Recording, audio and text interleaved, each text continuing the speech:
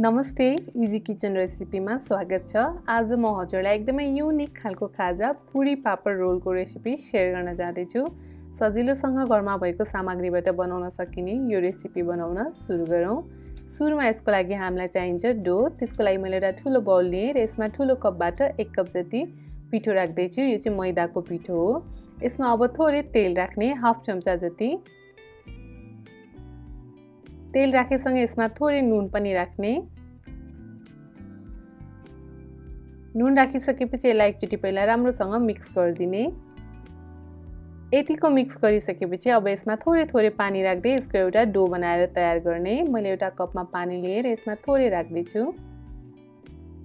यसको चाहिँ हामीले नरम खालको डो बनाएर तयार गर्नुपर्ने हुन्छ। हामीलाई चाहिँ एकदमै नरम खालको पुरी चाहिन्छ यसको लागि। थोरै थोरै पानी राख्दै यो डो बनाउँदै जाने।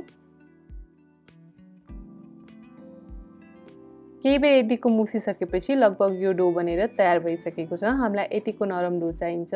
अब यो डोलाई ढाकेर 5-7 मिनट चाहिँ रेस्टको लागि राखिदिने।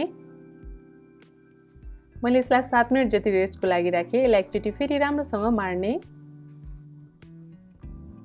डोलाई यतिको मारिसकेपछि अब कत्रो साइजको पुरी बनाइन्छ त्यही अनुसार हामीले यो डोलाई चाहिँ डिभाइड गर्ने। हामीलाई पापड रोल बनाउनको लागि लगभग पापडको साइजकै पुरी बनाउनु पर्ने हुन्छ। मैले चाहिँ यहाँ मिडियम साइजको पापड लिएको हुनाले त्यसलाई पुग्ने खालको पुरीको लागि यसरी डोलाई छुट्याउँदैछु। मैले यहाँनिर पिरो फ्लेभरको मिडियम साइजको यस्तो पापड लिएकी छु। हजुरले आफूलाई मनपर्ने कुनै पनि फ्लेभरको पापड यसमा युज गर्न सक्नुहुन्छ।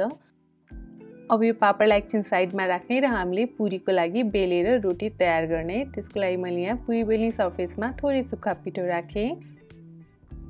अब यसमा पिठो राखेर माथिबाट फेरि सुक्खा पिठो यसरी छर्किदिने र यसलाई राम्रोसँग बेलेर तयार गर्ने। यसरी बेल्दा पुरीलाई चाहिँ हामीले जति सक्दो पातलो बेल्नुपर्छ।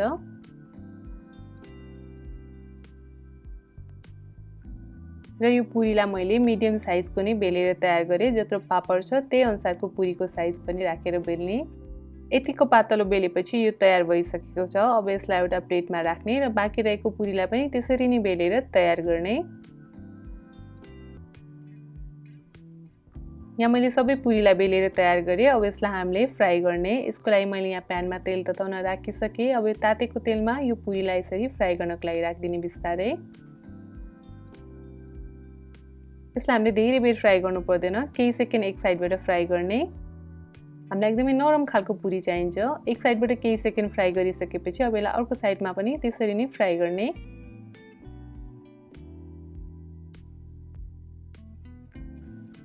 दुवै साइडबाट यसलाई राम्रोसँग फ्राई गरिसकेपछि अब यो पुरी बनेर तयार भइसकेको छ। यसलाई यसरी तेलबाट निकाल्ने र यसलाई मैले यसरी एउटा किचन टवेल माथि राख्दैछु। बाँकी रहेको तेल चाहिँ यसले राम्रोसँग सोच्नेछ।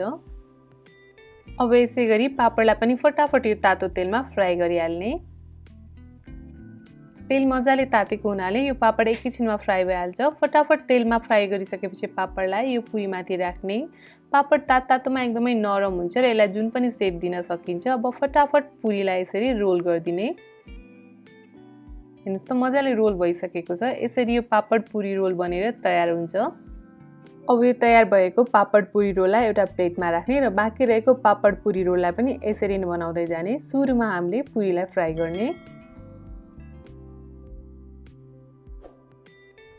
यसरी पापड पुरी रोल बनाउँदाखेरि पुरी एकदमै नरम र ताजा ताजा हुनुपर्छ भने पापडलाई पनि हामीले फटाफट फ्राई गर्ने बित्तिकै पुरीमा राखेर रोल गरिहाल्नुपर्छ। किनभने पापड फ्राई गरेको एकछिनपछि यो चाहिँ साह्रो हुन्छ र यो राम्रोसँग रोल हुँदैन।